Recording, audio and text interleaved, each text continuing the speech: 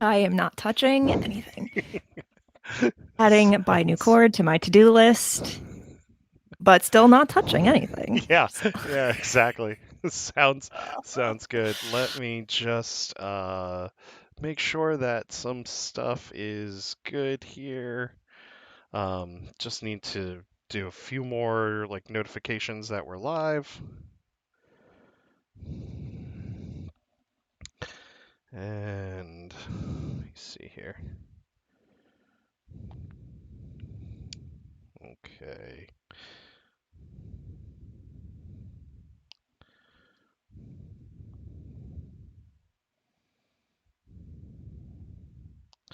All right, let me just tweet about it. And yeah, so we are live. Welcome to the show, everybody. I just need to do this real quick. I know, it just seems like we are like, or I'm all over the place tonight.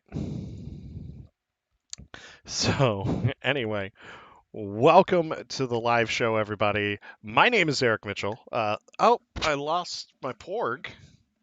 oh no. This is how this night is going already. Oh no. Yeah. Yeah. Yeah, you want to look at me, buddy? There we go. There we go.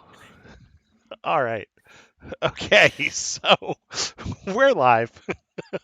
We're waiting for a few people to come in and join us, but joining me this week, I have a very special guest host, Meg Dow. How are you? Welcome to the show. I thank you. I am so good. I am caffeinated and have everything working perfectly. We are great, and I am so glad to be here. I am so glad to be back doing the podcasting. I've missed it very much. Yeah, I know that you took a little bit of a hiatus there for a little bit, but it's good to have you back doing podcasting and everything. And I know that we're a small show, but it's great to have you here. And hopefully, we're just going to talk Star Wars, have fun, and we'll see how this night takes us. Absolutely. I am happy to talk about all the Star Wars things anytime. There we go. Awesome. So, let's tell me a little bit about you and your Star Wars journey. Yeah. So I becoming a Star Wars fan for me was like pretty much inevitable. My dad has been a fan since the beginning. So pretty much just Star Wars of some form was playing in our house all the time. Yeah. Probably was like pretty close to being in like junior high when I was finally like, Dad, what is this? Like, what actually is this? Like, my brother, had the toys and we'd play, but I didn't really like, I wasn't like into it. Then I started getting into like the stories, and I just fell in love with these characters and this universe, and it was a really great place for me to escape to. Being yeah, a teenager, preteen, it's hard. Life is hard. But I got into the books at some point, and it just like that is just where I kind of always gravitated back toward. Like even when I got busy and I kind of had other interests, and I kind of wasn't like totally in the fandom. When I finally came back, it was because of the Star Wars books. I think it was actually Ahsoka. I think I saw like an advertisement that they were writing a book about a Clone Wars character that I liked way back when, and I was like, "There's a book, there's a novel. I didn't know these existed." And this is like after the whole Disney thing, so like I was out of it for a while, but the books have just become like this great supplement to like all these movies and shows that we have. Oh yeah. Just giving us like so many different stories, different perspectives, different characters, like especially the books that expand on these characters that we already think we know. Like the Phasma novel, for example, like you don't get to know Phasma a ton in the two movies that she's in, but take this novel and you get her whole backstory basically, and it's so good. But around when it had to have been the Last Jedi. Around when that movie was coming out, I I wanted to read all of the Star Wars that I could because I was so desperate for more Star Wars. I was like, this movie's not coming out for like another 2 months. What am I supposed to do? So I started, getting into all the canon books that I kind of missed out on. And long story short, that kind of led me to like Utini and really getting into like uh writing all these guides and kind of like taking this thing that I love, which is Star Wars stories, and like helping bring other people into that, and kind of just meeting new people and seeing like based on what people's interests are, like what book can I recommend, or what story are they going to like. And there is something in Star Wars for everyone to love. And one of my favorite things ever is having someone say like, I want to get into Star Wars, but I don't know where to start, and kind of figuring out like, oh, you like Ahsoka. There's a book, or Yeah. she appears in this episode of this TV show, and just meeting people where they're at and just helping them find, what's really gonna just make them love Star Wars even more than they already do. So yeah. That's awesome. And I love that you talk about the books because I got into it when I was about 6. My dad introduced me to the movies because USA used to show them like all the time on the weekend in the Mhm. summer. And it wasn't until, I mean, I got into the movies and I was just like, this world is absolutely incredible and I just want Mhm. more. And like you, it wasn't until like I really got into the books where I've found my niche with Star Wars. Mhm. Hey, longtime listener. And I just think that, it's a great place for people to jump on. And we're going to talk Mhm. about the High Republic later on in the show tonight because I think that that is the perfect place to jump on for newer readers Yeah. that especially aren't really into Star Wars. And I think it's really funny because I stream on Twitch sometimes and Mhm. I've met some people through streaming, and some of them have never seen a Star Wars movie before in their entire life. And because I am such a passionate Star Wars fan, now they want to watch Star Wars, and hopefully Oh. they'll be popping into the chat tonight. And I tell them about the show and everything, but I feel like I'm bragging and I shouldn't be. but but yeah, I mean, the books are such a great place to learn about these characters, to learn about this world, especially with the new canon. Mhm. And, the Ahsoka book is such a great jumping on point, especially for those that just saw Ahsoka in The Mandalorian and don't know who she is, Yeah. and don't want to invest the time in 7 seasons and a movie Oh of Clone gosh. Wars, Oh god, so many.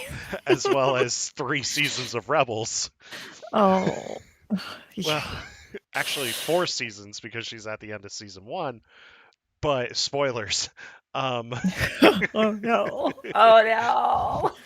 but the Ahsoka book is a great jumping on point for those Mhm. that really enjoy the prequel trilogy. It's E.K. Johnston's Padme novels are absolutely fantastic, So and good. Some of my favorites, definitely. absolutely, and Claudia Gray's Lost Stars and Master and Apprentice. We're going to talk about books here later on, but I just wanted to get to know you and your Star Wars journey, and Mhm. I think it's really cool. So, I want to get into one piece of news before we get into the Bad Batch here, and that is the rumors of the live action casting of Ezra and Thrawn. And I don't know if you saw this, you probably did, Mhm. because we follow the same circles. Yeah, pretty much. Yeah. Um, and so I saw it was Lars Mikkelsen as Thrawn, and he's the voice actor for Thrawn, right? I believe so, yes. Okay. Yeah, I mean he looks like Thrawn, so I'm okay with that. And then I saw Mina Mossad from Oh, Aladdin yes. as Ezra, and that is perfect. It really is. And like I'm like one of these people who like I don't know how I feel about live action Rebels characters. Like I'm not against it or anything. I just like I don't know if I'm it'll take a minute for me to get used to it. But like knowing like who it could possibly be and like looking at their faces and like trying to like picture it, like, all right, I'm good. But honestly, if there's any chance that we get more Rebels at all, even if it's just like a few characters in a different show, like give it to me. Like that's fine. Yeah. But I do think the possible cat. Hello, dog. I do think the possible casting really is It's like spot on. Yeah. I'd be very pleased. Yeah. Um, my wife and I have talked about this a few times, and we think like he's the perfect Ezra Oh, for for sure. live action. And I have to say, you have to bring in Naomi Scott as Sabine. Like, just bring Yeah. Aladdin and Jasmine back together for this Ahsoka show. Uh, Oh, that'd be great. longtime listener says, impressive collection behind you, Meg. Thank you. It it's been I just been building it up for a while. So Yeah. I'm in my wife's crafting room for tonight, and she's got her Ahsoka bag like right up here oh, that she perfect. took to Disney. And then she decided to put two porgs on my shoulder, just whatever. Excellent. Yeah. But I think like Naomi Scott would be perfect for. Hey Zach, how's it going? For Sabine, I think that her and Mina Mossad already have the chemistry Mhm. together from Aladdin. And they don't need it to be like romantic chemistry because towards the end of Rebels, we didn't really get that chemistry with Sabine and Ezra. No, They seemed more brother and sister, which I think is perfect. And agreed. and if that's the way they go, that's awesome. Now bring Vanessa Marshall in as Hera, paint her green, Yes. and I'll be happy. Yes. Yeah. I mean, especially like she just keeps coming back. That's all I'm gonna say about that. So, Yeah, why not again? yeah. She does keep coming back. All these Rebels characters keep coming back in some way or another. And I mean, especially, I mean, the cat's out of the bag, especially Kanan Jarrus in the pilot for The Bad Batch, Yeah. even though Freddie Prince Jr. did not do that voice acting justice. No, they could have done something. They could have done something to, make that a little bit more believable, I but know. He oh just no. he just comes in, and I was talking to a few guests a few weeks back, and he just comes in and he's like, "Sup, Balaba." Oh, I think I was so like hyped for this first episode that like it didn't even like register like exactly just how that made me feel at first. Yeah. And then I went back and watched the episode again and I was like, "Oh, okay, no." Yeah, at first when you see him, like you're really excited because it's Kanan, Yeah. and like that first pass, I said to myself, okay, the voice acting's not perfect, but okay, this is fine. Yeah. Then I watched it again, and I said, oh my god, this is bad. But I love it. I love that they brought back Kanan Jarrus, like, and Yeah. Freddie Prinze Jr. to do it. It's Yeah, just I get a know. younger voice actor. I know. I mean, I love these like little bridges that they build between like different shows and things. Like I love Yeah, how like we've now seen him, at this age and then we see him later and like you don't know what happens to him in between. We don't know if we're going to see him again in the Bad Batch, but like it's there. yeah. And I just like despite all the conversation around it, like I like that they took something from a comic and like brought it into something that more people could see just because like at the end of the day, it doesn't matter. Like you're introducing this character at this stage in his life to more people. That just makes me really Yeah. happy. So yeah, I was really glad to see him, and I'm glad that they just like they keep bringing the same actors back. Hmm. It's just because they're so willing to do it, and you know that they want to be there doing this, and Yeah. I I love it. Oh, I do too. And we're not knocking Freddie Prince Jr. No, as Kanan. no, We were just joking around about how it was a little off-putting. yeah, Um, just a little. but longtime listener says Freddie as Kanan felt right to me, and he does. He Yeah, really does because yeah, he made that character who he is. And exactly. and for Filoni and company to bring him back was, I mean, it's a perfect choice, Yeah, just like definitely.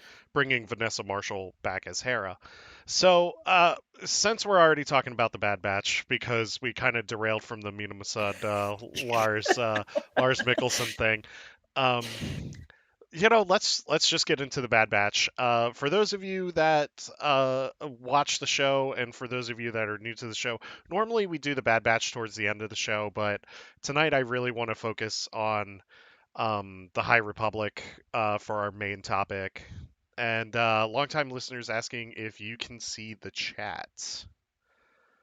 I can make myself do that right now. Okay, sounds good. Um, So I just want to get into the Bad Batch here and this episode, which is called War Mantle. And for those of you that haven't seen it yet, there are going to be spoilers in our discussion about this. And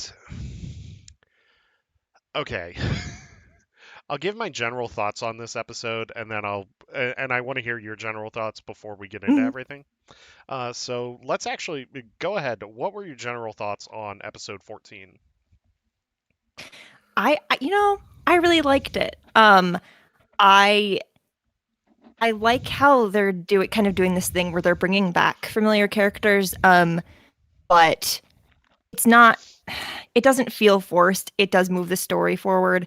And also, like, they're not going to be there forever. Like, these characters kind of tend to, like, come in and they're there for a few episodes and then they leave. Or, like, in the case of, like, Rex, like, he's there and then he's not. He pops back in and then he's gone. Um, I have always, like, because there was always this question of, like, how did Gregor get from where we last saw him to uh Rebels? Like, how did he get there? So now, like, we're seeing that. But just in general, because of course I would go specific when we're not supposed to be doing that yet. I you know I It was a fun time. Yeah, I it was. was sort of frustrated a little bit at certain points, and I guess we'll get into that in a minute. But I I really like the cliffhanger. I think it really needed that. I think that really kind of boosted it for me because it didn't feel so much like the last episode, which was kind of like it left you like feeling like you didn't know where it was going next, which is fine sometimes. But I really like the fact that we're left now here, like really, really excited to get into these last two episodes. I had a good time. Yeah, I had a good time with it too. I think that compared to the last episode, this is the shot in the arm that the show needed, especially to Mhm. get to the finale. I have been I've been enjoying the Bad Batch. Like, don't get me wrong, I've enjoyed the Bad Mhm. Batch, but I've been very frustrated with some direction that the show is going, because like some weeks it feels like it's going one direction and then another week it'll go a completely different other direction, so it feels Mhm. like it has identity issues at times. Yeah, yeah, yeah, for but sure. but I love this episode. The cliffhanger is amazing. I barely remembered Gregor because y- because we've been introduced to so many characters throughout the Right, Clone Wars and Rebels that right. I'm like, oh yeah, that's the guy that wanted the giant worm in Rebels. That's right. He's the crazy fisherman. Yeah. Um, and we were watching it, and my wife my wife was talking about we were talking about the voice acting and how just D. Bradley Baker just brings it with all the Mhm. clones. Oh And then she says, "Why does Gregor sound like he's in puberty?" yeah. And he does. He He does. he really does. Oh. And, and like I had to stop and pause it for a second. I was like, "Wait a second, you're right. He Oh no. does." But it ends on a cliffhanger. I haven't been the biggest Omega fan lately, Mhm. but they've been utilizing her in a better way Yeah, uh, since that whole arc of like who she is. yeah, for A- sure. and all right, let's dive in. Go right ahead. Let's just dive into this episode. Uh, you know, it frustrated me at first that immediately Hunter was just like, "Stay on the ship." I was Hmm. like, "You have got to be kidding me. Like, why again are you doing this?" And Yeah. a for a minute I was just like, I don't understand why they keep doing this. Hmm. Um and like in it's still a frustration for me, but I kind of know probably where they're going with it, which is like there is going to be a point pretty soon where Omega is the only one that can do something to save all of them. Yeah.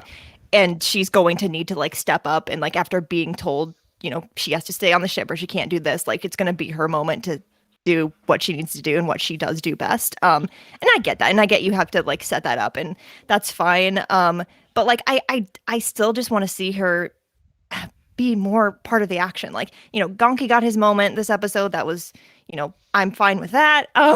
But I just I I'm I need Omega to just do more things. And I like her as a character, and I like, as you said, like after the arc of like her kind of figuring out like who she is and where she came from. They've been building up to more things, but I need more. But in terms of just like how where things are going as a whole, I really like how they introduced this idea of like they're, clones from this war and now they're being introduced to these new troops and kind of like really realizing like, oh, clones like really don't belong anymore. Like we are pretty much like they're pretty much figuring that they're going to be phased out and that kind of really like brings up like the questions that I hoped that this series would like really address, which is, what's the purpose of being a clone in the galaxy if the literal purpose that you were created for no longer exists.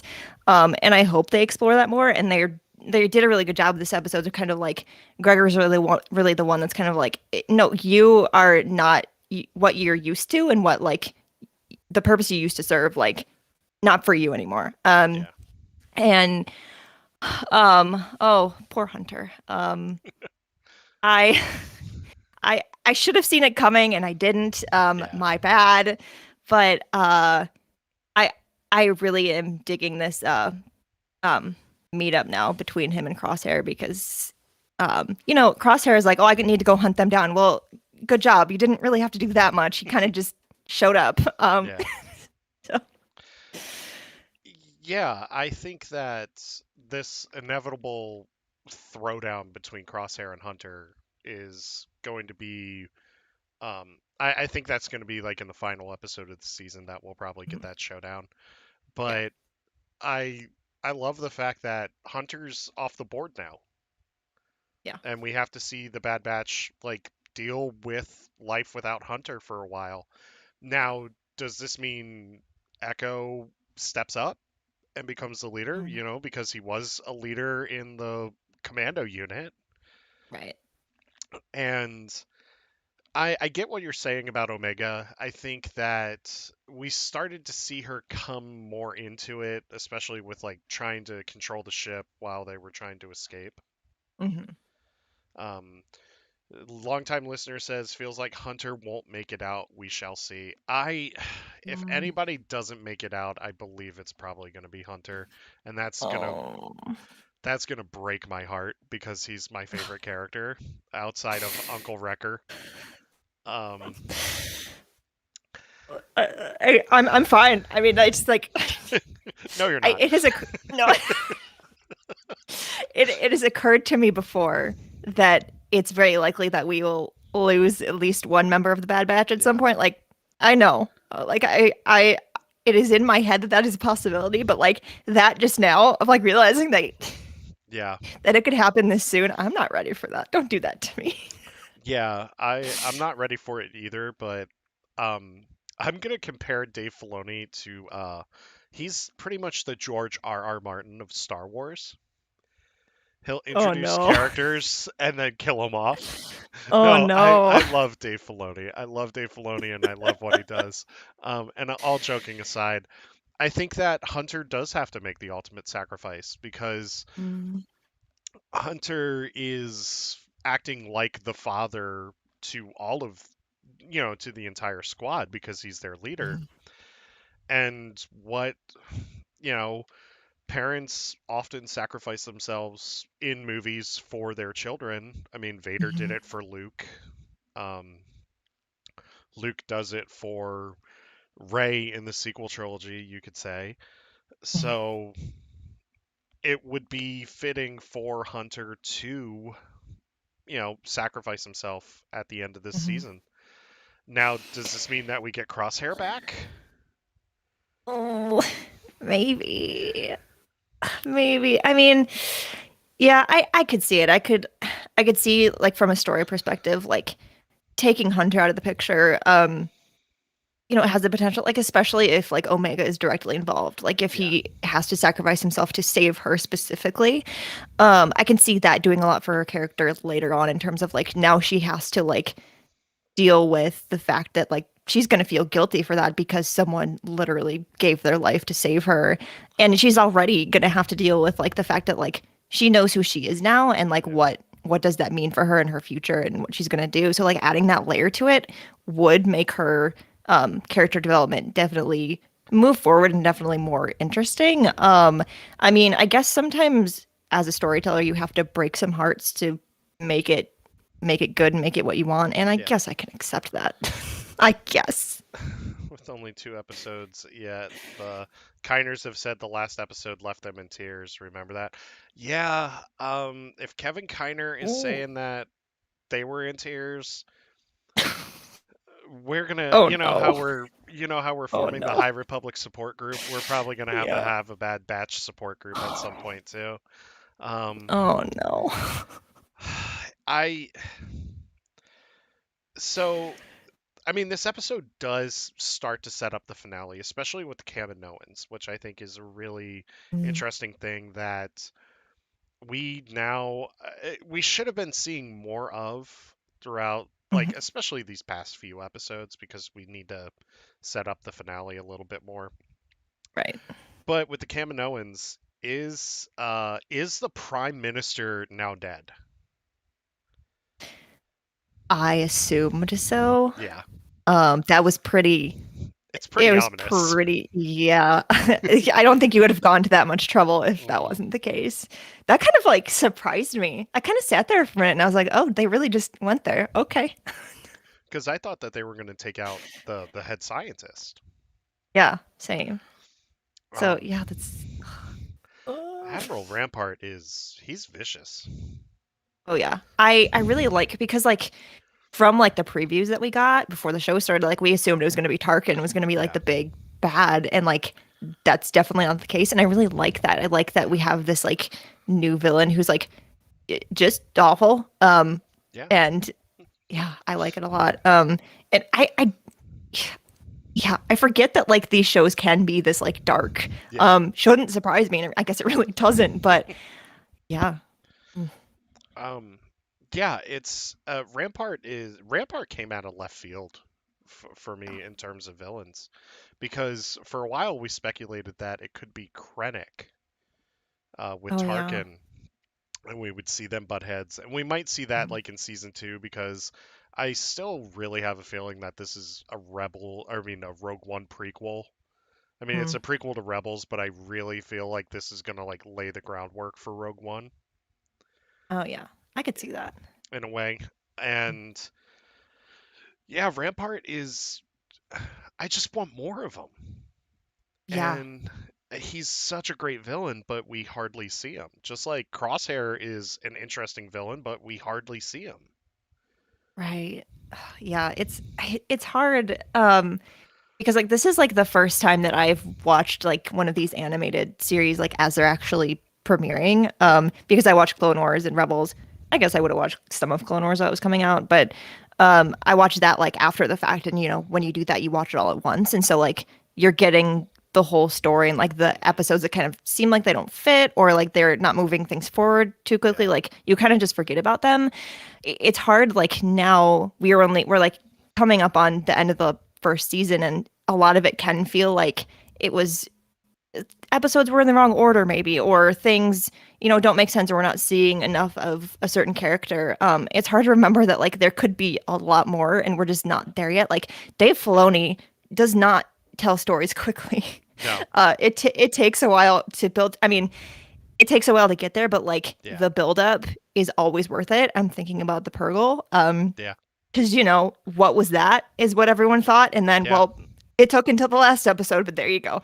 Um, so like I just try to like keep reminding myself like it's all gonna make sense, and like I guess also with the Clone Wars, there were some episodes that like they're still not my favorite, and still I you could skip them and it would be fine, and maybe that's part of what this is. Like some episodes are really entertaining and they don't move the plot forward too much or they don't feature like all the characters that we want and like that's just part of I don't know, just part of how it goes, I guess.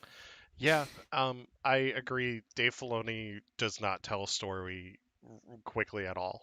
No. And now towards the end of Clone Wars, he was starting to do it, especially like in seasons 5 through 7. But Yeah. until that point, it was a slow burn. And Yeah. I, I don't think I should be as hard on him as as I am right now, because it goes back to what you were saying. I didn't really watch Clone Wars like when it was coming out. I waited for like the DVDs or for, when it hit Netflix, I watched it Mhm. then, and then we finished it up on Disney Plus. Just like I didn't really watch Rebels when that came out, I waited for all of it to be on Disney Plus to like really go through it. And now that I've gone through it, I see that Filoni does what he does because he wants to take his time building this story. Yeah. And I I don't think this will be a long show, like in terms of like I think it'll go like 4 seasons like Rebels did, Mhm. but I don't think it'll be like that long. But I mean, what are we gonna get in these last 2 episodes? Like, what do you think we're gonna get? Pain. Yeah, yeah, Um yeah, I mean there has to be the big showdown. yeah, We don't know like if it's going to be everyone against Crosshair or just Hunter or what's going to happen, but that definitely has to happen because we've been building up to that the whole season. Like yeah, you can't have this finale without that. yeah, What the result of that will be, I don't know. There could be death. I mean, it's possible. I really would like um I need Crosshair to survive. yeah. But I also need him to um, come back to come back to the Bad Batch and kind of like for one. Here we go. No, Can go we ahead. have can we have a villain that it's a little different with Crosshair because like he Seth. may not be totally in control of what he's Yeah, doing. We don't know like the whole chip situation, so there's also that layer. But to have like someone to have a character that is an antagonist and to be able to bring them back and give them the chance to kind of like redeem themselves and kind of like um, have that situation where he may be back with a bad batch and they don't trust him and they're not going to for a while and it's going to take a lot for that to change and I really want to see that. We might not, and that's fine. yeah. But I do need Crosshair to be okay though, because like it's really my my point of view at this point is it's not his fault, and I feel bad, and I just I want him to be okay. Yeah, I want him to be okay too, and I think that the way you get Crosshair back with the Bad Batch is Hunter's sacrifice. Oh, And I hate to say it like that. hurting me. I I'm sorry. You can call me Kevin Scott from now on. Oh God. Oh no. We're gonna get to that in a little bit here, folks. But with Hunter's sacrifice, I think that that will be the thing that kind of snaps Crosshair out of it. But Mm, if you've noticed in the episode where they rescue Hera's parents, Crosshair takes 4 shots at their ship and he mm. misses. Ah, So yes, that's right. is that Crosshair just, you know, is that Crosshair finally going against the programming, or Mm, is that Crosshair just having an off day? I mean, okay. So is that why in that was that the same episode that we saw the clones just like standing up and saying I'm not going to do this anymore? Yeah, with Because Hauser. there was a whole there was a whole question of like, well, what about the chips? Like, are they still who are they still following? What orders are they still like under? So maybe that's why they put that there because even though they enhanced his chip or whatever they did to it to make him more obedient, maybe he can still fight against that. And maybe he has been this whole time and we just don't know it and they just have been giving us those small hints. Yeah. I'd like to see, yeah, I'd like to see him break through that somehow. I don't, as much as I don't like to think of what it's going to take for that to happen, we need him back. Like Yeah. it's not fair. I mean, the guy did get an action figure, for crying out loud. Yeah, that's true. So That's true. I do want him back, also because I want the whole team to be together. Like I don't want Yeah. anybody to be sacrificed at the end of the season. Um, I'm calling it now. Instead of Hunter, it's going to be Gonky. Yep. Um, I'm sorry. Man. I, And I'm full of hot takes tonight. Uh, that, you know what? hmm, Okay, I know that wouldn't hurt more than Hunter, but I would be upset. That would hurt a lot. that would hurt a lot. That would hurt. I mean, he's He's such a good droid. he's a precious little boy. Yeah, He saved the day. he did. He did, and Oh no. he was a good, card table too. Um, Oh yeah, that too. or whatever game they were playing. Um, so yeah, I was happy with this episode. I was happy with the way that it ended. And what if the scientist lady fixed his chip only to work when needed? Ooh. That's a good question because haven't really gotten much of the Kaminoans or Crosshair at all this season, just a handful of Mm-mm. times. And maybe they're doing some sub programming on Crosshair.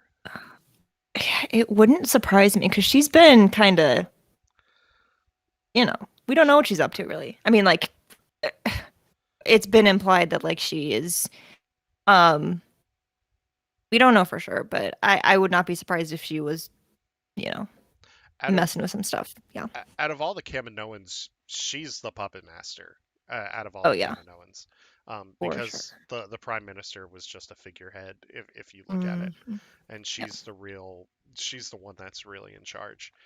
And I mean, it would kind of make sense if that's what happened, but then again, Star Wars loves to throw us curveballs all Mm. the time. Oh yeah. So, we'll see, when it comes to that. And I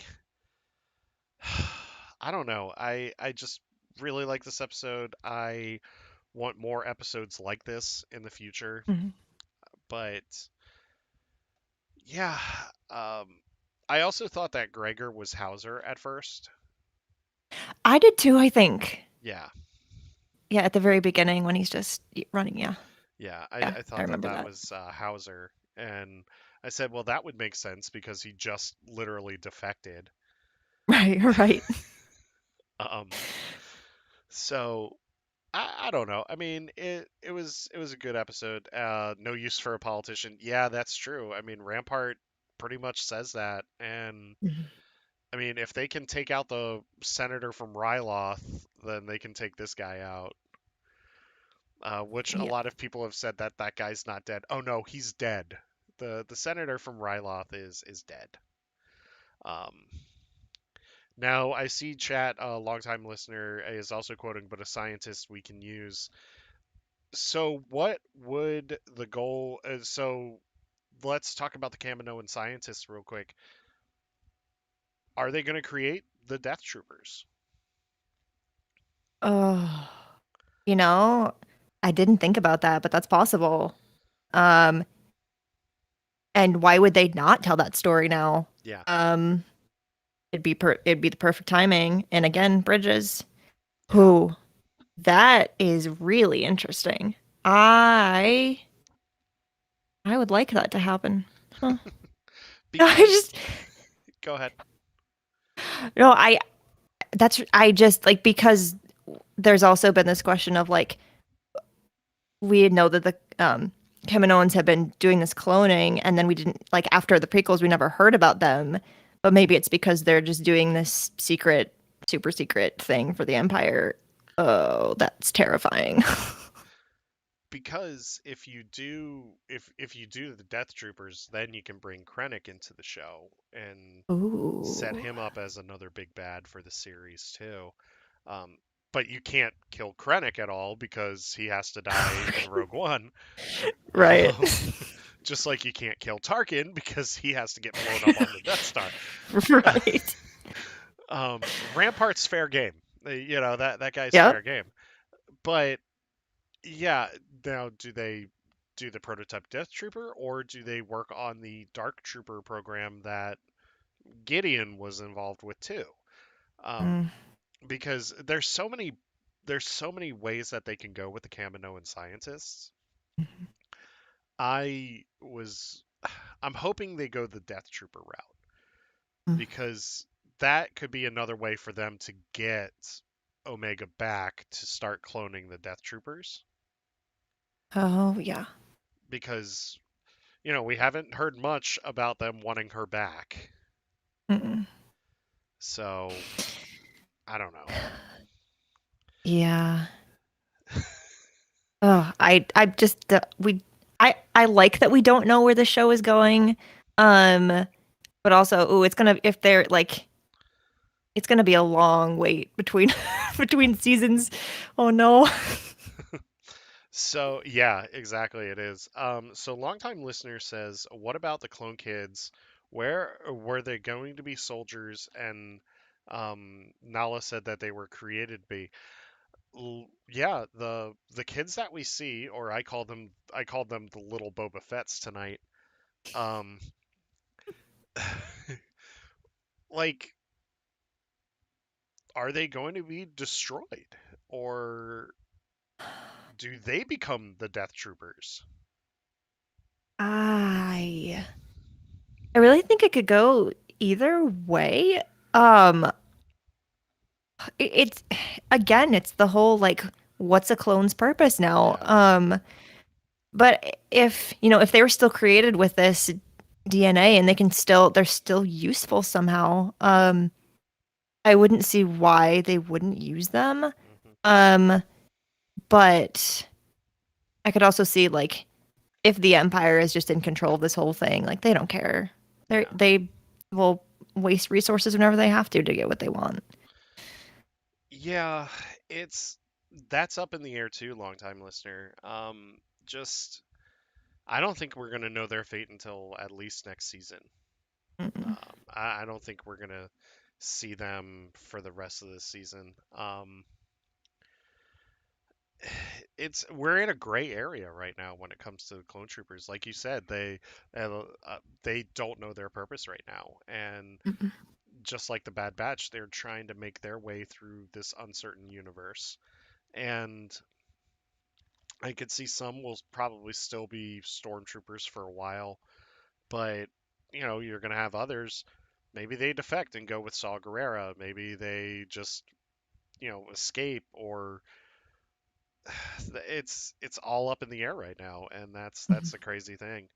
So I'm glad that you enjoyed the episode. I enjoyed it too.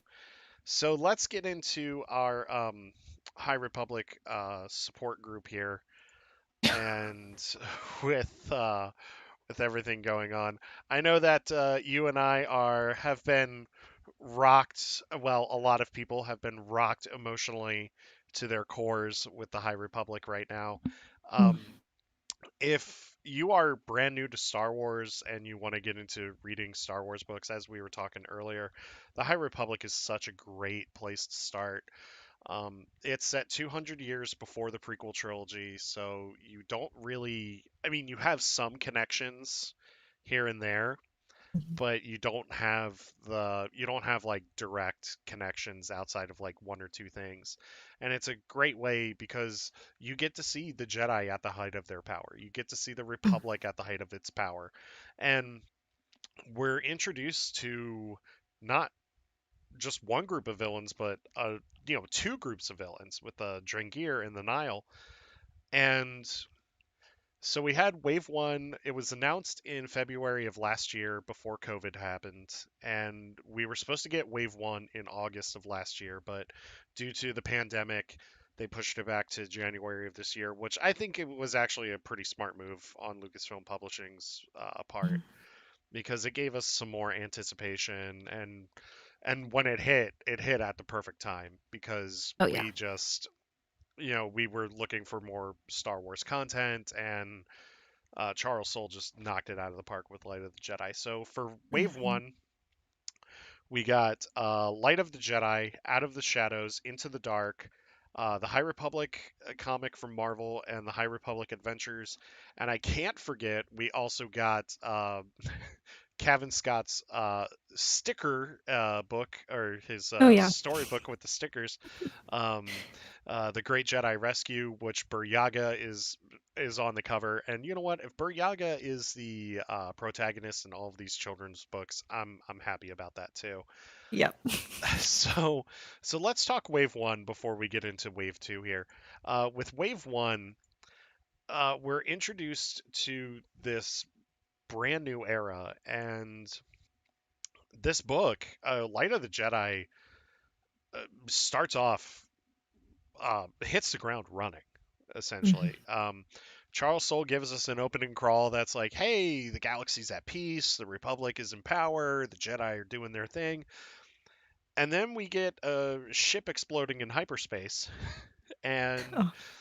then it just takes off from there. What were your thoughts about Light of the Jedi when it comes to just when it comes to kicking off this story? I really just I they did this perfectly, which is um they really did make it so that if this was your first Star Wars book, if it was your first Star Wars thing ever, you're really just opening a book and reading a story about a ship exploding in Yeah, space. Um, but they bring in all of this, all these things about like things that we've never really like touched on before, like Jedi seeing the Force in different ways, or what how different ways they can use the Force to work together to defeat huge enemies, or prevent disasters or whatever it might be. One of my favorite things is we really are seeing in this book and then as it goes on, like Jedi doing what we were told they always did before the prequels, which was they were just trying to save people. They weren't soldiers. They were just going around the galaxy helping wherever they could. That was the only reason they were there, because they had the power and the influence to do that. And I really like that we're finally getting to see that because, it starts off in the prequels like that's kind of where we're at, and then all of a sudden there's this war, and you see, Jedi not being what they're supposed to. yeah, So I think for Star Wars fans or for people who have read the books before or whatever it might be, it's a great way to kind of like really start to see. We know that the Jedi fell, but like when did it start? Like yeah, what started them on this path of like no emotion, emotion bad, never, because that's not how it is in the High Republic. It's, you're having emotions. We need to be careful with that, but let's like talk about that or let's like explore that. Like what's going on? How can we deal with that? At some point you get to the point where they're like Yoda's like, no, you can't feel anything, not okay. How did they get there? So you have yeah, all these questions about, we're here, we eventually get here, how what happens in the middle, and then you have all these villains coming in, the Nile and the later the Drungir, and you're kind of like, okay, something really not great must happen at some point to get the Jedi, like Yoda and everyone else, to kind of feel like, oh, someone somewhere had emotions and it was bad.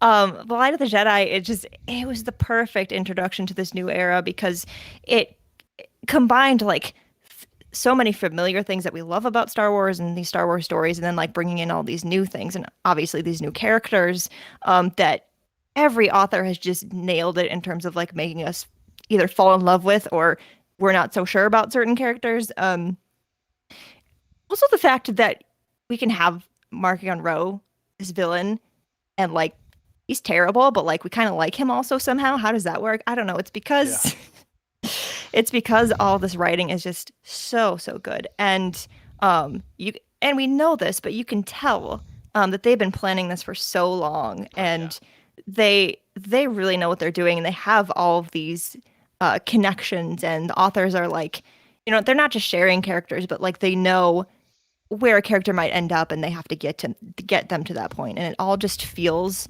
so put together, and it's it's everything I hoped that this would be, because we really haven't had like this whole deep dive into a completely new era with like, it's just the other thing that's making it work Yeah. is it's just five authors. It's not like you're bringing in everyone trying to coordinate everything and make it work. Like, you have selected a specific group of people who are communicating all the time and making sure all these stories connect. And um I hoped that it would feel like new Star Wars. Star Wars, but with, some kind of like new feeling to it. And that's exactly what it is like to me. And I am having the time of my life. It's great. Yeah, Light of the Jedi is such a great entry point, and Charles Mhm. Soule just knocks it out of the park. He makes you feel for Marky and Roe like right off the bat. He makes you Yeah. sympathize with this guy, and then you're starting to love him, and then he just does something so dastardly that you're just like, oh yeah, this guy is the bad guy. Now I don't like him. You love to hate him, and you hate to love Yeah. him at the same time. Yeah.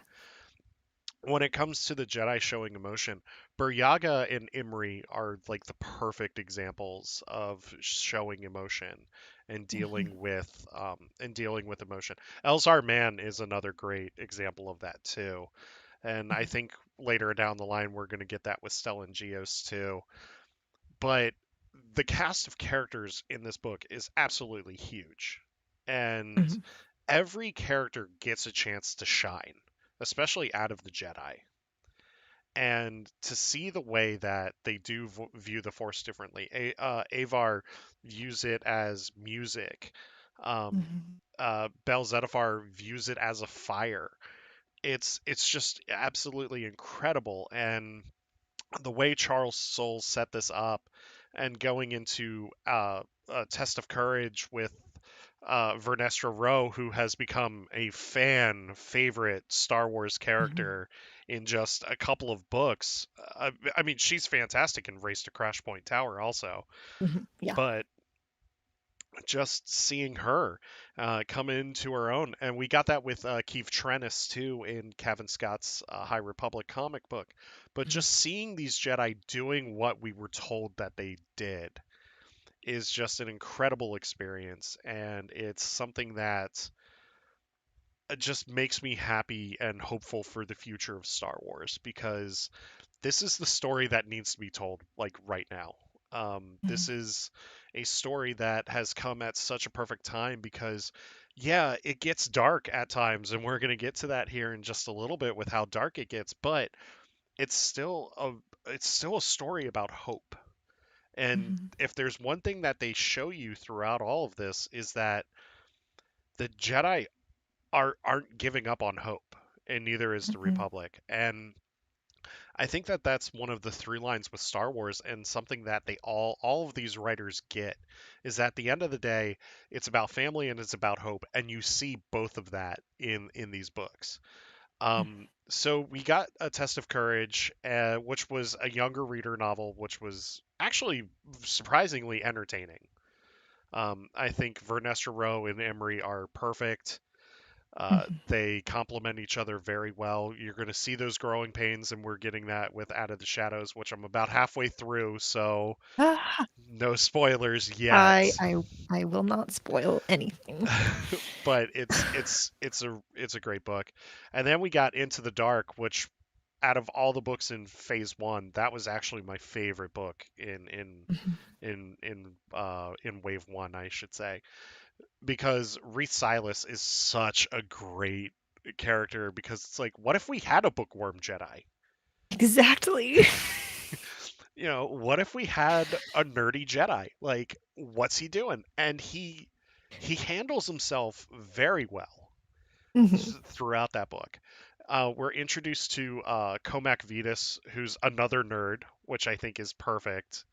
Orla Jareni is, oh my God, I cannot say more about Orla Jarene. She's so great. And Des Rydan is just awesome too. And this book made me care about a rock Oh my God. with Geode. And it was so much fun. And as Claudia Gray liked to say, we got introduced to the Star Wars version of Matthew McConaughey too, with Leox Giassi, and Affie Hollow is great. Like every character in that book is just written so perfectly, Mhm. and Claudia Gray does an amazing job um, setting up the Drangir also. Yeah. As our secondary antagonists in this. Well, I would say they're primary antagonists too, but the Nile are really like the antagonists, like in the forefront here. Mhm. With Out of the Shadows, or I mean Into the Dark, I'm gonna get those confused, by the way, Right? because like they just sound such. I mean, they're pretty much direct sequels to each other. Yeah. Um, but with Into the Dark, I really got like this alien pitch black feel with the stuff on the station, Yeah. Ooh. and it was so perfect because this one felt more like, as Light of the Jedi feels like an action movie, an adventure movie. Um, a Test of Courage feels like a coming of age tale, and this one felt like a horror thriller. Yeah. And it was just perfect. It was just absolutely perfect. But and I feel like I'm talking too much here, but I just want to get your thoughts on these other two books before we get into the comics here. Um, what did you think of these other two? Oh, all right. I I I know I keep putting you on the spot. no, it's I'm just trying to like how do you even put it into words? Yeah. Just yeah.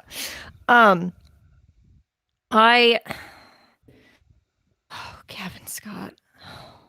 Yeah, Why? we're gonna get there. We're Yeah, I know. we're gonna get there. Yeah. I in terms of like um yeah, in terms of these other two, I Claudia Gray is I like to say she doesn't miss. No. Uh she's just so like it's a combination of different things. Yeah. It's the fact that she like just really understands like what the heart of Star Wars and what like really makes a good Star Wars book. And like I think one of the things I really liked about Into the Dark, I'm also going to mess up these names now. Yeah. Great. Uh, is that like you know because of like Lost Stars, Mhm. especially like it's very easy to like assume that like oh if it's a Claudia Gray book there's going to be like it's going to be like romance heavy or like there's going to be like all of those like themes that we're familiar with and like Into the Dark is like no we're not going to we're not going to worry about that because we have like sentient evil plants to deal Yeah. with and like all this other stuff um I just love like her ability to like create characters that like I instantly want to know more about Yeah. is just amazing. And I mean, like again, back to the fact that Geode is a rock. Is he actually alive? We don't know, and that is the best part about it. Yeah. All of Twitter cares more about a rock than like some of the most prominent Star Wars characters that exist. That's how did Claudia Gray do that? Because that's just who she is. Yeah. Um, but I love how it not only like brought in as you said, the secondary antagonist, but it made us wonder like, is this really enough to like take over the galaxy in a way that like could really mean more disaster? Yeah. Because here we are, like at this point in like the High Republic, for this book, like we've just dealt with a huge disaster, or we're still dealing with it, and Yeah. now there's like a question of like what are these plants doing? Like where did they come from? Why? It doesn't like being the last like novel in this first wave. It was really important to like do that setup and kind of like bring in this like idea of like oh, like there's this darkness here, like literally, the Jedi like don't know what to do with that. Yeah. So, there's all that and like implying like things are going to get super dark. I mean, I know that the title literally implies that, but like it's it's deep. Yeah. But Justina Ireland, I had only read oh no, I'm gonna forget the name of it. The other middle grade book that she wrote. It was the Flight of the Falcon, I think the Lando one. Yeah. Was it Yeah. okay? Yeah. Yeah. Um yeah, so I hadn't read like a ton from her and like I was expecting good things and like this was such a good story to have like as like technically like the second book Yeah. because here you have your adult novel and you're dealing with this very dark like disaster and then immediately you jump to these younger characters having to deal with the same thing, but you're seeing Hmm. it from their perspective, and you're kind of reminded, like, oh, like these Jedi, are not prepared for something like this. They're just going off and doing their own thing, or they're all heading to Starlight Beacon or whatever they're doing, and all of a sudden, like, oh, the galaxy is terrible, everything is going wrong, and I just really like that's the thing I like about books for younger readers in general in Yeah. Star Wars, and just also the fact that like they are doing books at all levels in the High Republic. Hmm. I like seeing that different perspective, not just from like in terms of like audience, like getting younger readers into the High Republic or Star Wars in general, but it's also about like the characters. Like you're Yeah. seeing this terrible thing from through different eyes, and it's just it adds so much to the story. And then of course these characters are brought back later, and it's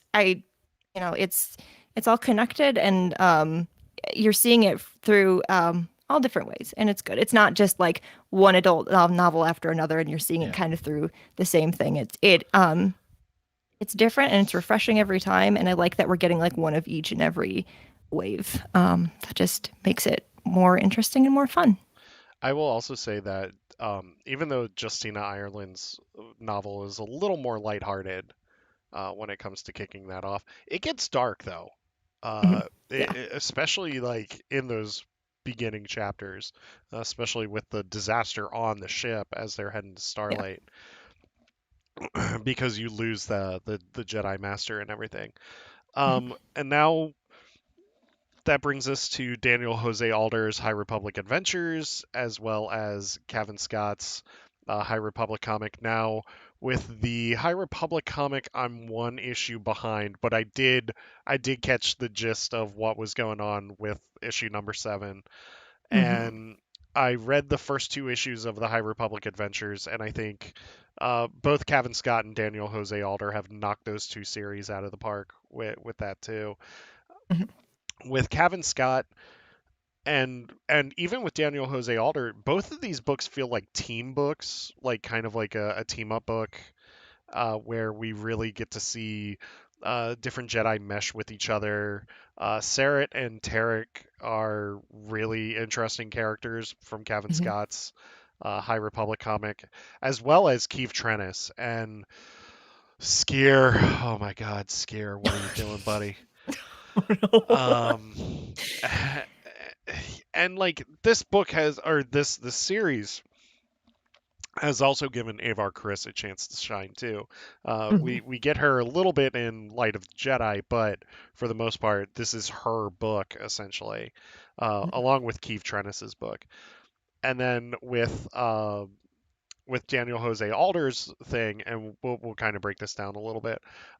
We're introduced to one of my favorite characters, Buckets of Blood. I mean, how can we not love Buckets of Blood? And Oh. and then to find out that Yoda is an accomplished baker is also just amazing. Uh, so I can see High Republic Adventures is a little more lighthearted. That's why he had a lot of those characters like in Race to Crash Point Tower.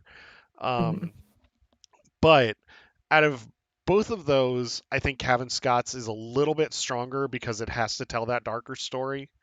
Mhm. It's telling that, I mean, they're both telling really personal stories, but I think Kevin Scott's is just a little bit stronger.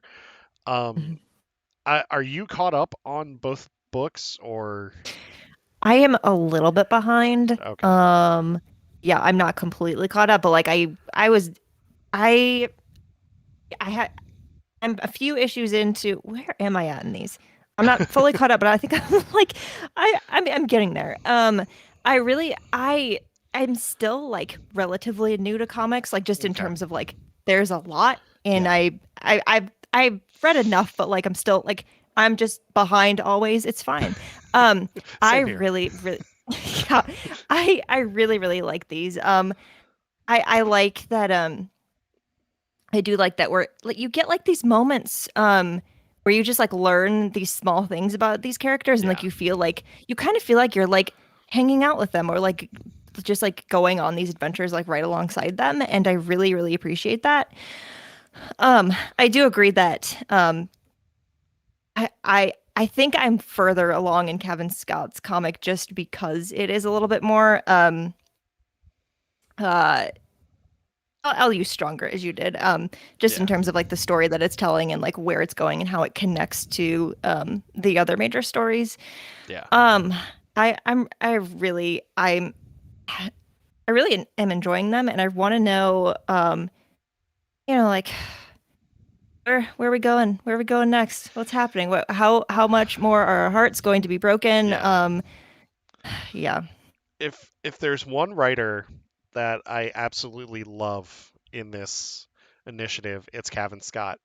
If Mm. there's one writer that I absolutely hate in this initiative, it's Kevin Scott. Um, I have been, and just forget the Rising Storm because that book did a number. Just with the Mhm. stuff that he's doing in this comic, I've talked to a few people and they're like, just based on this comic alone, Kevin Scott's just gonna break our hearts. Oh yeah. Um, he did with Dooku Jedi Lost. Mhm. I mean, he did it with that.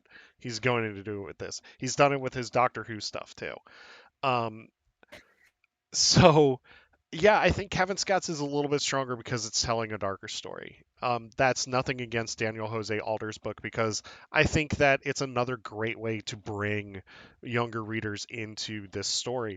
Yeah. Just Mhm. like Kevin Scott's children's book that he wrote, the Great Jedi Rescue, which pretty much just covered the first third of Light of the Jedi. Mhm. Um, but you got Bur Yaga stickers, so Yes. there is that. Um, but you do need to bring the younger readers into this, especially ones that are just trying to get into Star Wars. This is the way to Yeah. do it.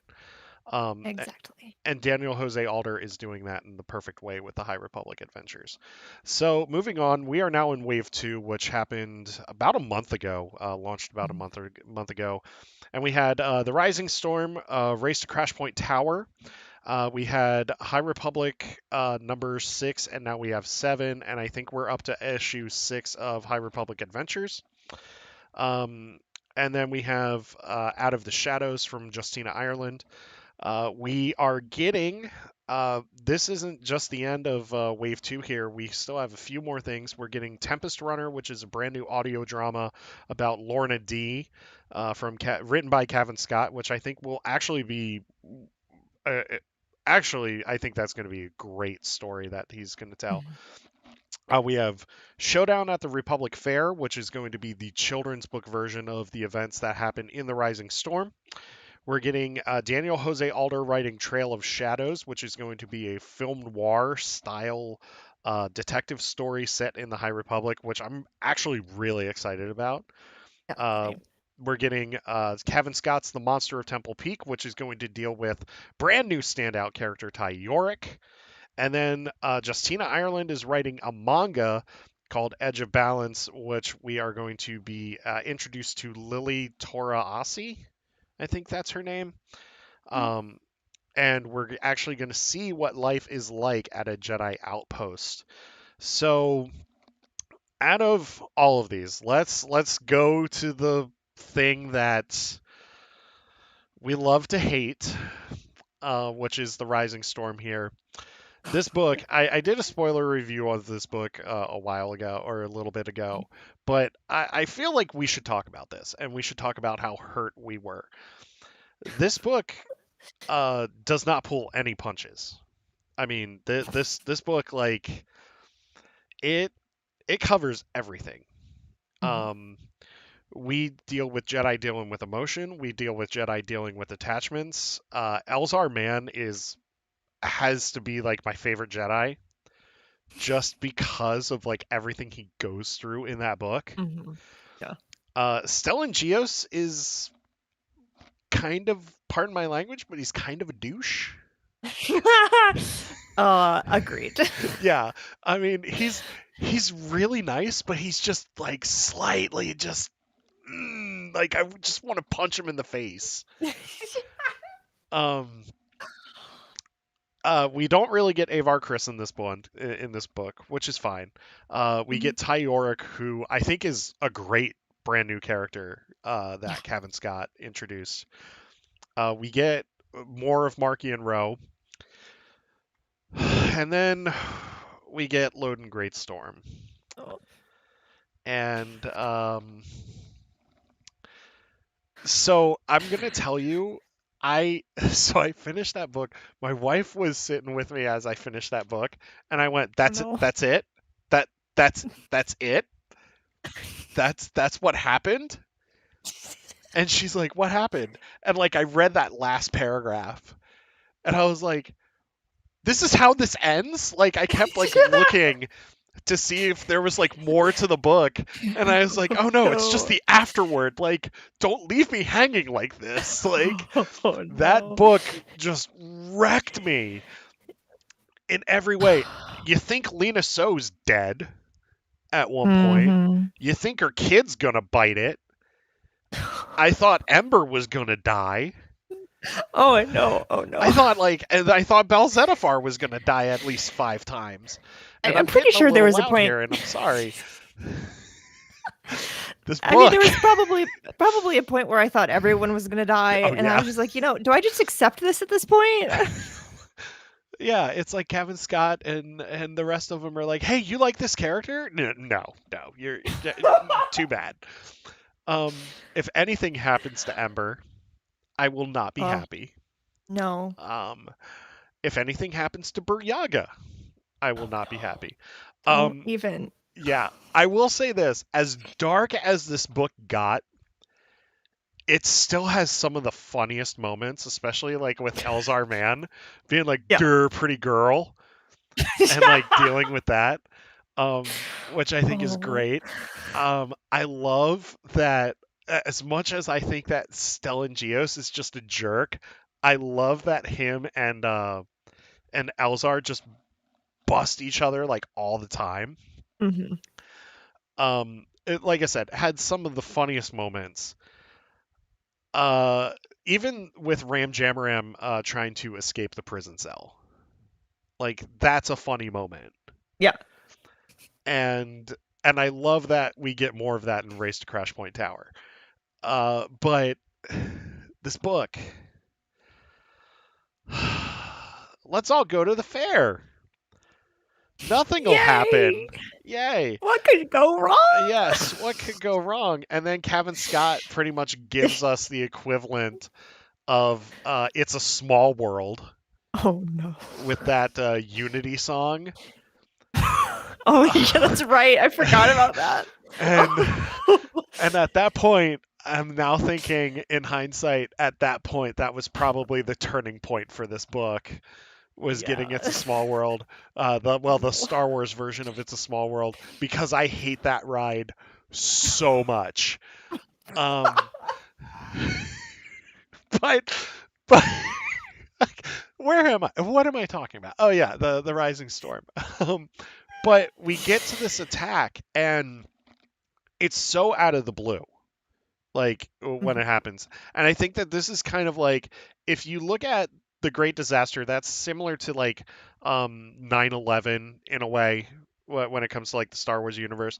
I would say that this is more of like a Pearl Harbor where like the Jedi are like trying to fight back and trying to defend everything, but Mhm. there's a lot of mass casualties and everything. And at this point, the Jedi are drawn into war, and we really get these characters like starting to contemplate their their um their place and their purpose Mhm. in this universe. Because even Stellan Geo says we've always served at the discretion of the Republic to protect the Republic, but we're not warriors. Yeah. Um, so lay it on me, this book. I I mean, okay. So this was like the second wave Yeah, of three that we knew we were getting in this phase. Oh, so many layers. It's fine. yeah, Um, so we knew that like in this like act two, so to speak, yeah. things are gonna get bad. Like we knew. Hmm. But I I don't think I expected like this soon to be like at this point where Yeah, the Jedi are really like at starting to like wonder like are we going to have to change like who we are in order to do what we're here to do, which is essentially protect the galaxy. yeah, Um because it up to this point they did what they could, but they're like you said, they're not warriors. And now yeah, like these threats are too big for them to be almost be anything other than that. Um and this is where we can start to see like the Jedi's viewpoint on things like changing. Like when you get into things like, oh, we have to focus on fighting and not, you know, and defending and all these things and combat. And like that's where the issues with like emotion can come in because up until now, like emotion has been like it's a thing for a Jedi, but like it's still like fine, I guess. But like when you get to like you're going up against people and you're having emotions like that can make you do things you shouldn't um and that's bad news and we're already starting to see that but is listen, this? Kevin Scott, I just you can't you can't just give me hope, Yeah, and bring back this character that we thought was already gone. Like we already were hurt, all right, like, yeah, and then you bring them back, yay, they're alive, and then like you end the book the way that you did. And I Star Wars hurts yeah, sometimes, but like this is a lot. yeah, It's been a while since I read this, but I do remember like I kind of just put it down when I was finished, and I was like, "Eh, what?" yeah, like like am I really gonna have to go on to this next story and pretend like I'm okay? yeah. Yeah, like I had to give myself a few days before I read Race to Crash Point Tower because like I had to process everything that happened Yeah. in Gavin Scott's book. Now, when it comes to what we were talking about with the Jedi like questioning loss and all of this and really questioning their change, do you think this all stems from Lena So, or do you think that this is just a long time coming? Mm. I mean, she was trying to do the right thing. Yeah, She was trying to like bring hope to the galaxy, after they've, been through this terrible thing and like yeah, um so but it still probably shouldn't have happened and I think she knows that. And I do think though that it was going to happen regardless. yeah, If it wasn't the fair, if it wasn't like or now it was going to be somewhere sometime.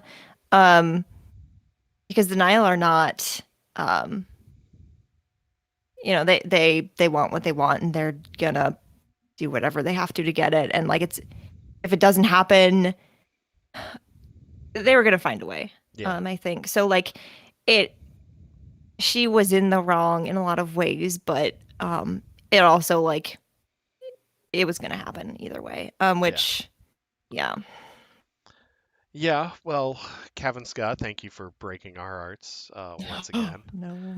Um, So let's move on to the more lighthearted book in this wave with Race to Crash Point Tower, which this might actually be the funniest Star Wars story that we've had Oh my God. with I yeah, go ahead. with Ram Jamaram. He's pretty much flying on a Gonk droid, Oh my God. which I think is great. Um, what were the names of the creatures? The Bombarics, I or think what? so. Yeah. I think so, yeah. They're great. I thought that they were just going to annoy me, but Oh no. they were fantastic. Oh Um, yeah. I also love that this book ties into Daniel Jose Alder's comic, Yeah. and we get the crew of the Starhopper. I wish Yoda had been involved in this, Hmm. um, but I'm glad that we got the characters we did. Vernestra Rowe really shines in this book as well. The two force sensitive Lana and or Lula and Zala. Yes, Yeah. I think so. They're fantastic in this book. Yeah. Uh, and we are also introduced to another non-binary Jedi, which I think is actually pretty interesting. If there's one thing that this series has done, it's really opened the doors to the LGBTQ plus community. Hmm. Aftermath started doing it, but this one like really just kicked open the door and was Hmm. like, hey, guess what? These characters are this way. Yeah. So with this one, we get more of a side story with what's going on on Valo, but it's still an important story. We get the Drengir talking about the meat that talks too much, which that's one of my favorite moments, Yeah. and Same. it's just a fun. It's meant to be a fun book, and it is a fun book. Yeah. This is one for younger readers, but if you're an adult, don't skip out on these younger reader books for the High Republic. Mm-mm. They're just fantastic. And with this book, it was just fun. I think that that's what you need. It's kind of a palate cleanser with what Cavan Scott just did. Um, I want the Great Leveler dead now. Um, Please. yeah, but um, this book was just a lot of fun, and it leads Mhm. to Out of the Shadows in a really interesting way too. How did you feel reading Race to Crash Point Tower? I really don't laugh out loud when I'm reading books too often. Hmm. Like it's just not a thing that happens. I the number of times that I was just sitting alone in my office reading this book and just laughing. Yeah, Um like when we say it's funny, like it is legitimately like it's some of the funniest like Star Wars writing that I've read in a while. And I never even thought about the fact that like it was in a way strategically placed directly after the Rising Storm to kind of make you hurt a little less, but it's yeah, true.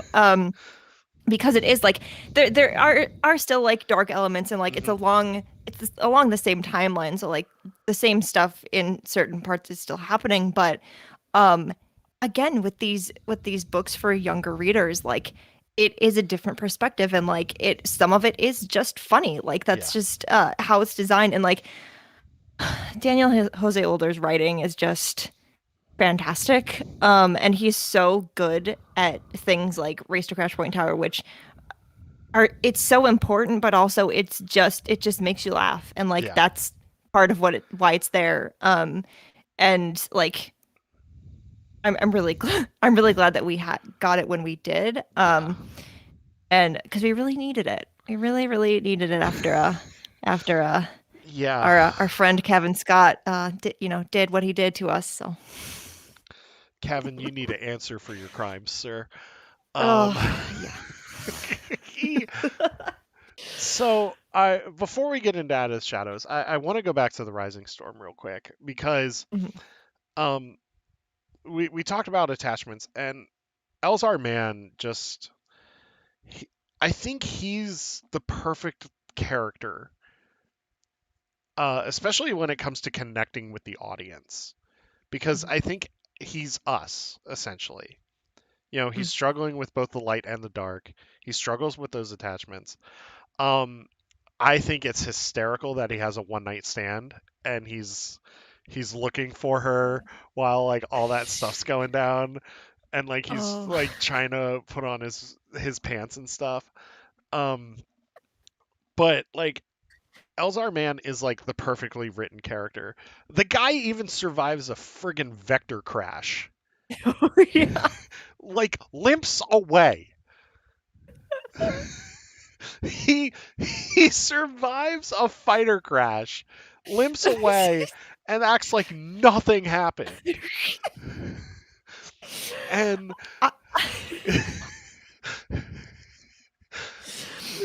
I, I'm so worried about him. oh, me Just like too. just like just him being the way he is. I'm like, we're in trouble if he Oh, goes dark. Like, please, like, I know that knowing these authors, that's probably where we're going with this. oh But yeah. like, oh no, like I'm very concerned. Yeah, he gets so much thrown at him in that book. And I mean, he takes it and he, you know, at the end of the day he's still in the light, but you're right. I wouldn't be surprised if he goes dark at some point. And this is how we start to see the Revenge of the Sith. Mhm. Um, now, I just had to bring him up.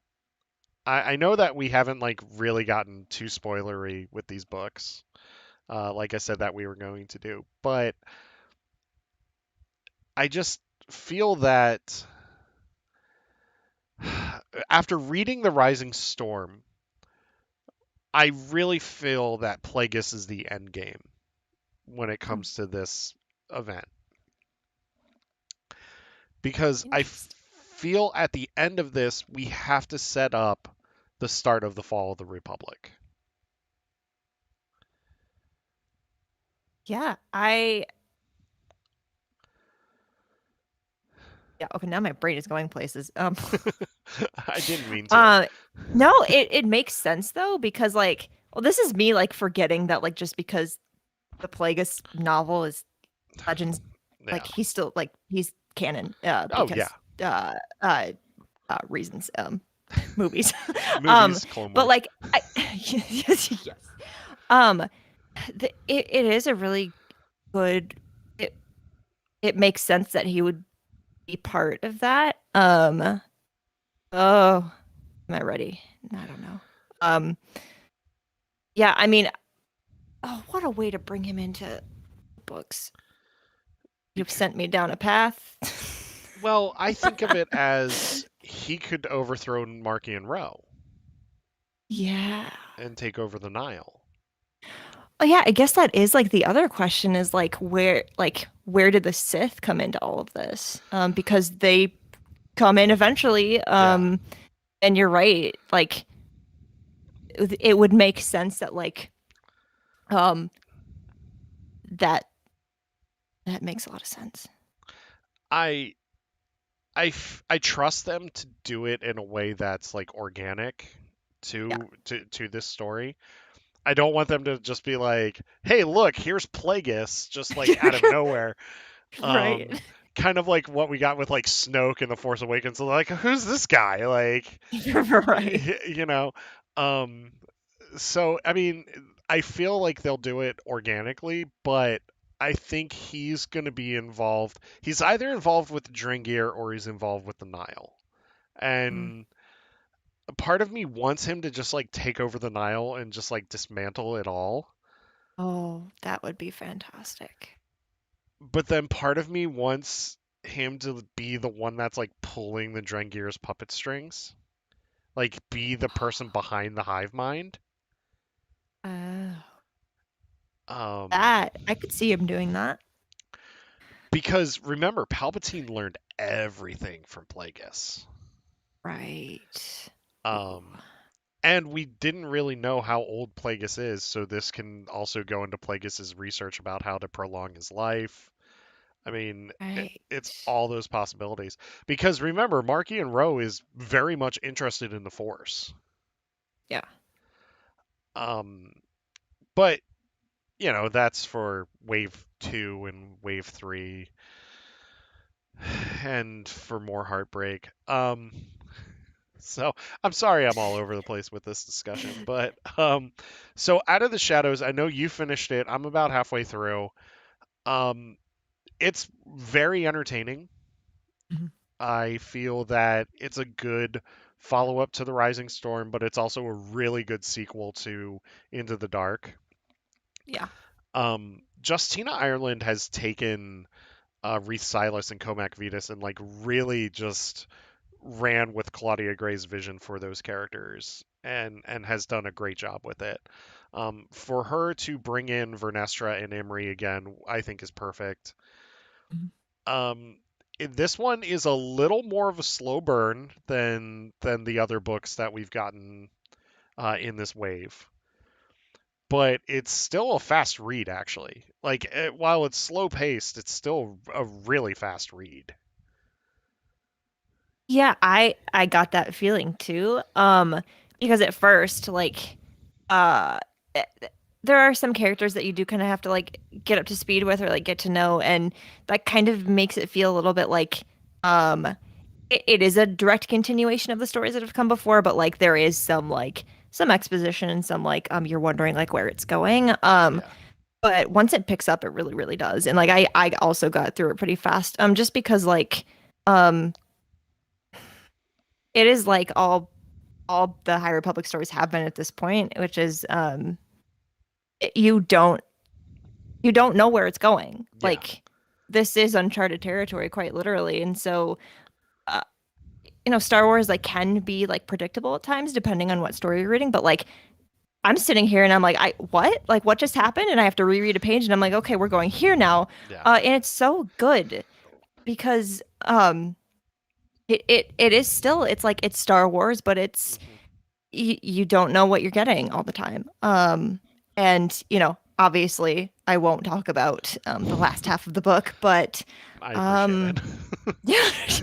yeah, yeah, it's we talked a little bit about cliffhangers earlier. Have fun with that one. Oh, gee, thanks. Can't wait. Um, Oh. no, I really like it. I like where it's going. One thing that I've noticed, especially with these, especially like with Kevin Scott's High Republic comic, and even now with Justina Ireland's book here, Starlight Beacon has become a character in and of itself too. Mhm. I didn't know I'd care for a space station as much as I do for that one. Um, but to see them like spend a good chunk of this book on Starlight Beacon as well to kind of show us what life is like on that station Mhm. with Imri and Verdestra and how we're now post Drengir invasion of Starlight Beacon Station. Mhm. Um, I thought was really interesting, and I can't wait. I love the stuff on Coruscant with Sylvestra and all of them. Like it's absolutely just so entertaining. Yeah. So we're getting Tempest Runner uh actually this upcoming month in actually a month we're getting Tempest Runner, which is Kevin Scott's audio drama. We're getting Showdown at the Republic Fair, like I said, which is going to be George Mann's adaptation for kids of the Massacre on Valo. We're getting Trail of Shadows, Monster Temple Peak, and Edge of Balance. Out of all of those, which one are you looking forward to the most? It has to be Tempest Runner for me. The audio dramas that we've gotten in the past couple of years have just been fantastic.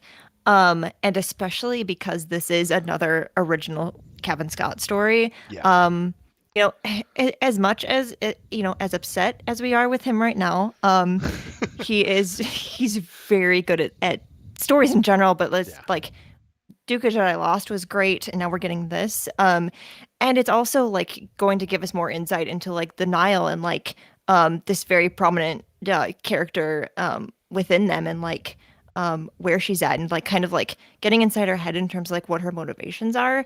But also there's the potential for like more backstory because like we know a little bit about like the Nile and some of the characters in it, but like we're gonna get a lot more of that. And I think it's the perfect opportunity to like focus more on them and like the villain side of things and like why are they really doing what they're doing and like what is their like true end goal? Like what do they want?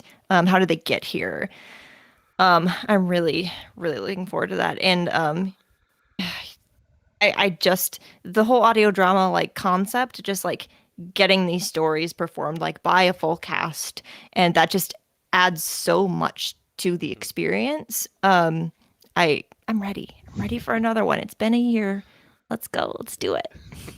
Yeah, Tempest Runner is going to be something special, I think.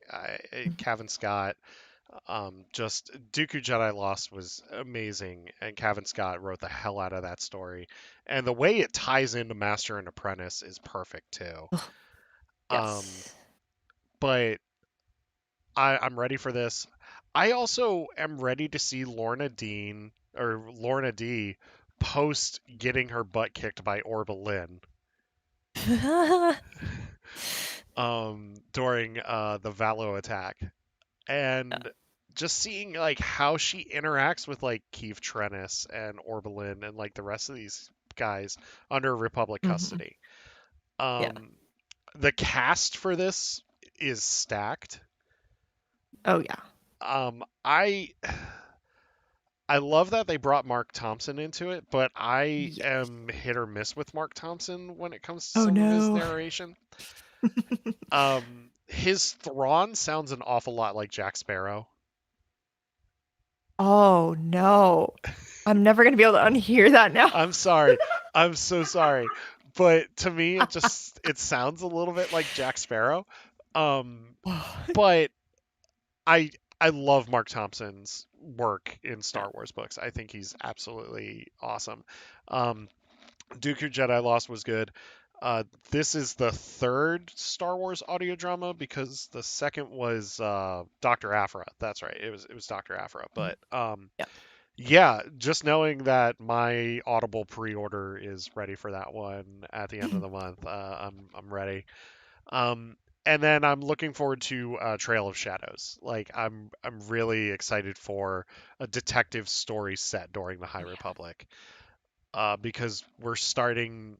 This era has given us Jedi that have like different jobs, and it's gonna Yeah. be cool to see like a Jedi detective. Oh, I can't wait for this one. Yeah. Monster of Temple Peak, it's that's just going to be a straight up Monster Hunter story, and that's just going to be a lot of fun. Mhm. It's going to be like another palate cleanser, I think. And then we get uh, Edge of Balance, which this one's going to be interesting because I've read some manga, but like not a lot of it, and Mhm. this is going to be a different take, I think, on Star Wars, which I'm Mhm. actually really excited for. Now I know that there's a Rebels manga, a Lost Stars manga, and stuff, but Mhm. I'm actually really excited to see this in September. Yeah, yeah, they've done a few like adaptions of like Rebels and things like that. But to have this like as its own like original thing, Yeah. I'm really looking forward to that. And again, like that one of the great things about the High Republic is like we're getting so many different kinds of stories, but also in so many different formats. Like I Yeah. didn't expect we were going to get a manga, and here we are. I didn't expect we were going to get an audio drama either. Here we go. It's they're just they're doing it all, and like this in particular, like I've never read a manga before. Like Oh. it's just one of those things that like I just am gonna get to at some point. Yeah. Just haven't yet because your life. But like to Yeah. have this, like okay, that's like I have had this pre-ordered forever. Like it's coming, it's gonna be here, and like it gives me like a reason to like dive in and like really like have that experience Yeah. and then the story itself, like give it to me, please.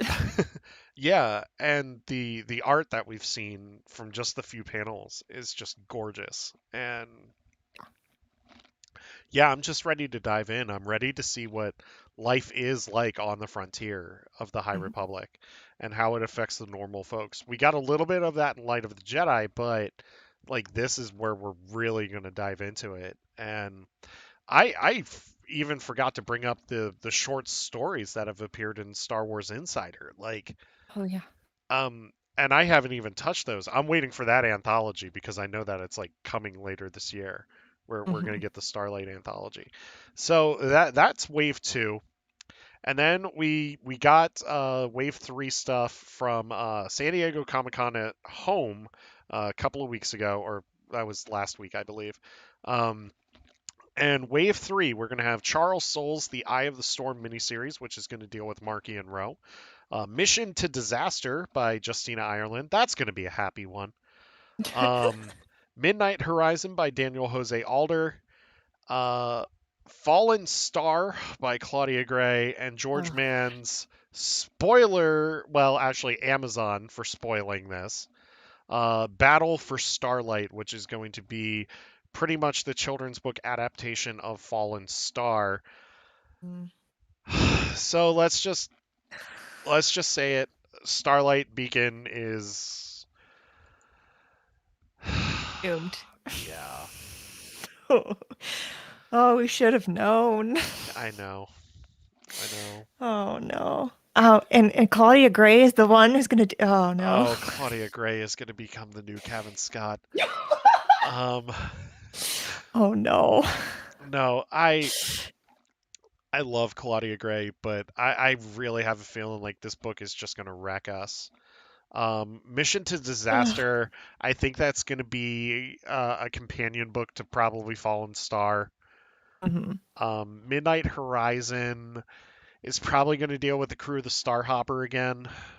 Mhm. Um, so out of all of these, just give me Fallen Star. Just rip that band-aid off right now. Yeah, yeah, I mean, I'm of course very excited for another Claudia Gray adult novel. I Oh mean, yeah. anything she does is fine. I'm excited for this, but like,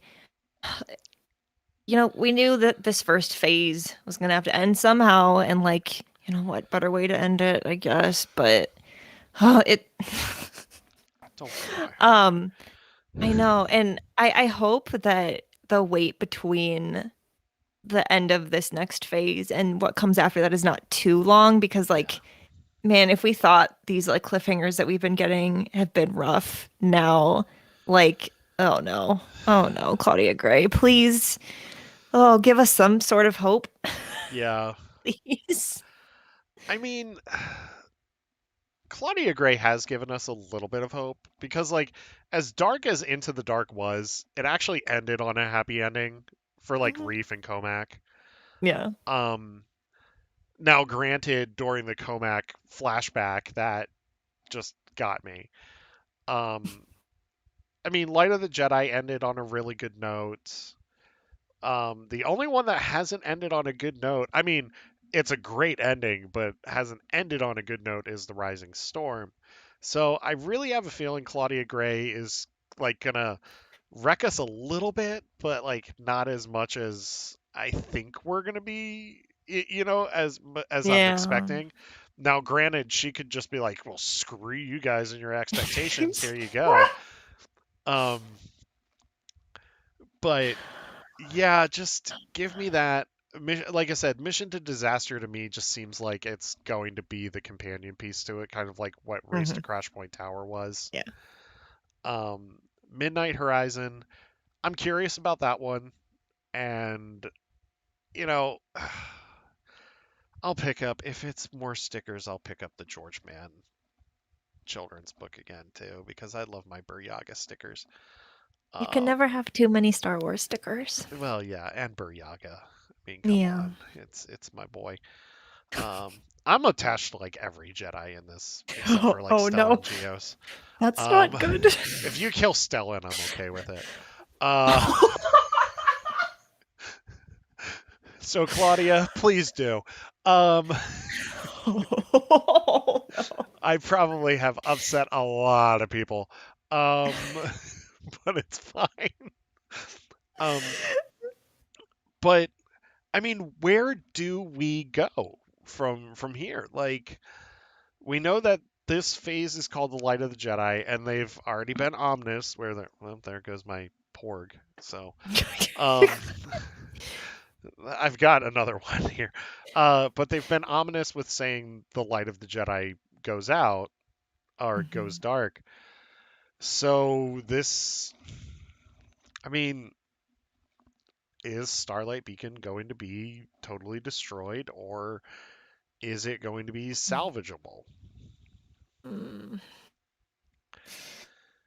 Oh, I I want to say that it's gonna be all right, but I really don't think so. Like if Starlight is this symbol of hope for the whole galaxy and for the Jedi especially, um, you have to take that away.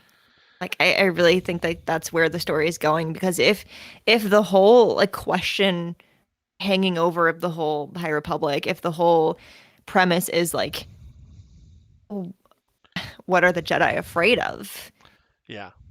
To me, that's losing all of the hope in the galaxy or losing all the hope that they have. And like, I mean, take it away and what they have to figure it out from there. And that's like the rest of the story, I feel like. It hurts, but yeah, pain, Star Wars is pain. it's always pain.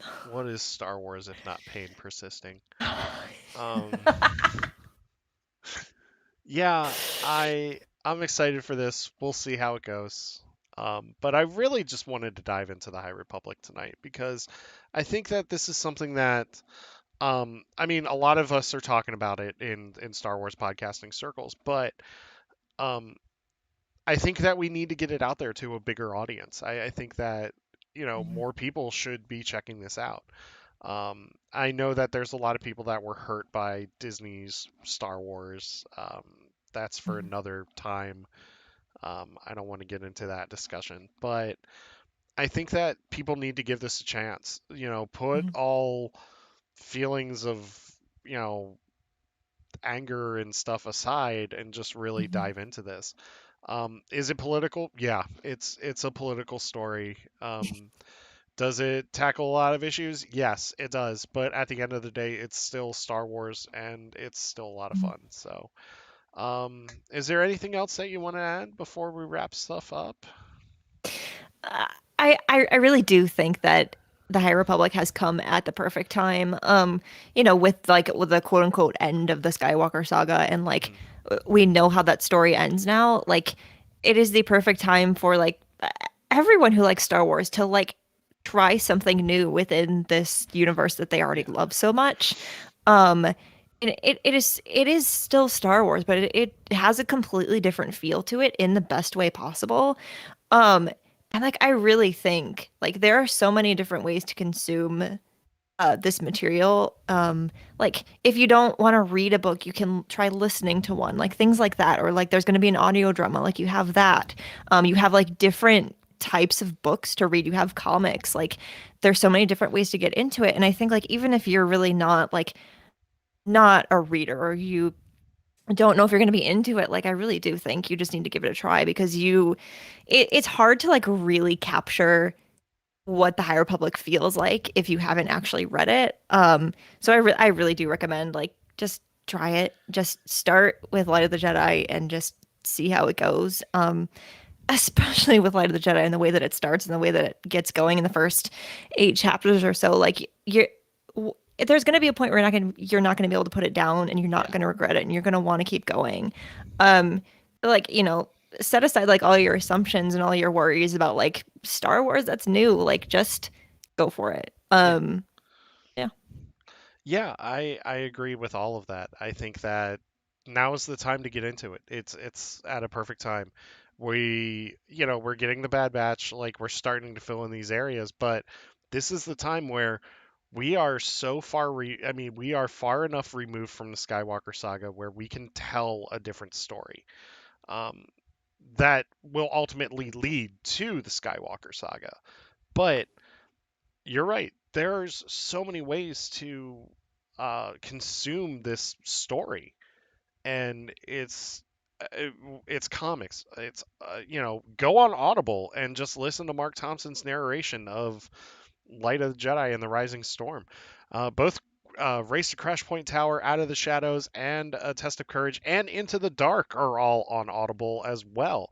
I know that Race to Crash Point Tower and Test of Courage are like 3 hours long. So, I mean, if Mhm. that's nothing. Yeah. Um, we're getting Kevin Scott's audio drama, which is going to be just, I think that's going to be like the highlight for the end of this phase. Mhm. Um, yeah, it's time to dive in. If you're timid about it, I understand completely, but just give it a shot. It's so much fun. This has hands down become my favorite era of Star Wars just from this. And I know like a lot of people are just like, well, it's books. Well, no, it's not just books. And I have a feeling at some point the Acolyte is going to tie into this as well. So I really feel Mhm. like the Acolyte is going to be a High Republic TV show. Um, but right now, yeah, it's books and comics and everything, but just give it a shot. Just Yeah.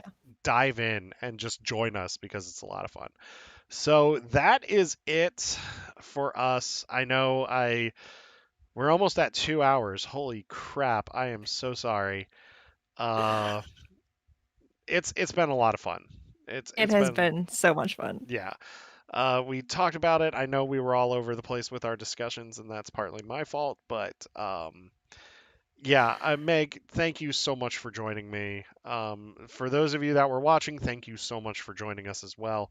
That's going to be it for us this week. We're going to be back next week.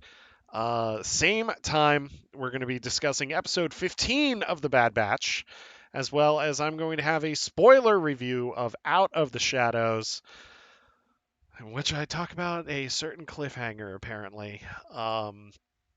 That's it for us. I hope that you all have a wonderful night. Meg, before we go, real quick, where can people find you if they want to reach out to you about Star Wars stuff? Yeah, you can find me on Twitter at MagDowell. And there you can find all kinds of links to all the things, especially Utini. Hmm. If you are looking to get into Star Wars books, whether it be the High Republic or anything, Utini is literally there to guide you through wherever you want to go, like wherever you want to start. We have podcasts, we have written guides, we have collections, we have everything you might need to get started with whatever you want or dive in wherever your interest in Star Wars lies. So find us in all the places. Yeah.